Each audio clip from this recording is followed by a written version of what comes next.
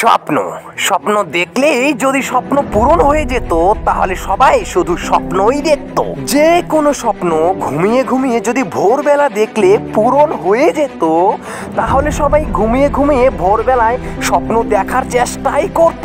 বাস্তব জীবনে কঠিন যদি বড় বড় স্বপ্ন দেখে চুপচাপ বসে থেকে যদি স্বপ্ন পূরণ হয়ে যেত তাহলে সবাই বসে বসেই স্বপ্ন দেখতো। কোনো কিছু না করে, কোনো পরিশ্রম না করে, কোনো মেহনত না করে, কারোর সাথে কোনো লড়াই না করে যদি স্বপ্ন পূরণ হয়ে যেত তাহলে সবার স্বপ্নই আজ পূরণ হতো।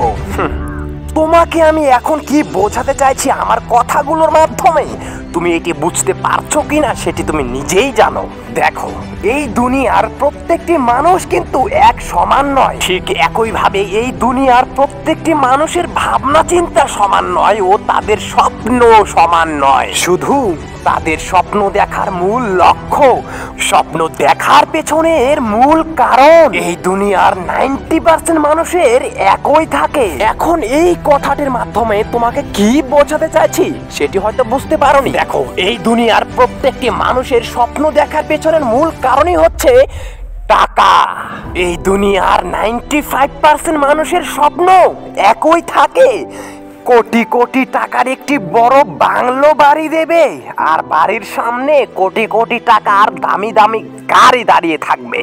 আর বাকি 5% মানুষের স্বপ্ন সেই 95% মানুষের থেকে আলাদা থাকে, কারণ 95% মানুষ শুধু স্বপ্ন দেখে কিভাবে কি করলে তারা সেই স্বপ্নটিকে পূরণ করতে পারবে ও কোন পথে চললে তারা তাদের স্বপ্নটিকে বাস্তবে রূপান্তরিত করতে পারবে। তারা সেই পথ খোঁজার চেষ্টাও করে না, তাই তারা জীবনে কোনোদিন স্বপ্ন পূরণও করতে পারে না। কিন্তু বাকি 5% মানুষ তারা যেই স্বপ্নটিকে দেখে সেই স্বপ্নটিকে কিভাবে কি করলে পূরণ করতে পারবে, কোন পথে চললে তাদের দেখা এত বড় স্বপ্নটিকে বাস্তবে রূপান্তরিত করতে পারবে, তারা সেই পথটিকে খোঁজার আপ্রাণ চেষ্টা চালিয়ে যায় এবং সেই পথ খুঁজে সেই পথে চলতে থাকে। আর এক সময় তারা তাদের স্বপ্নটিকে বাস্তবে রূপান্তরিত করে ফেলে।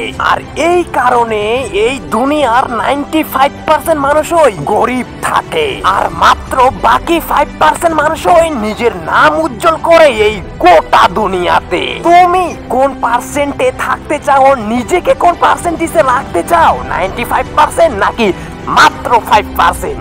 নিচে কমেন্ট বক্সে লিখে জানাও।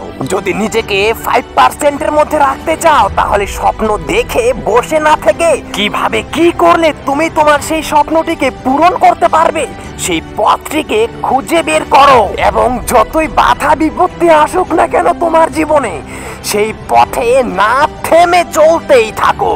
যদি একবার কষ্ট করে সেই পথটিকে পার করতে পারো তাহলে ভাই তোমার জীবনের স্বপ্নটি সব সময় সারা জীবন তোমার চোখের সামনে থাকবে।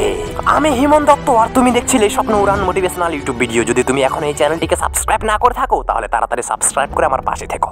ভালো থেকো।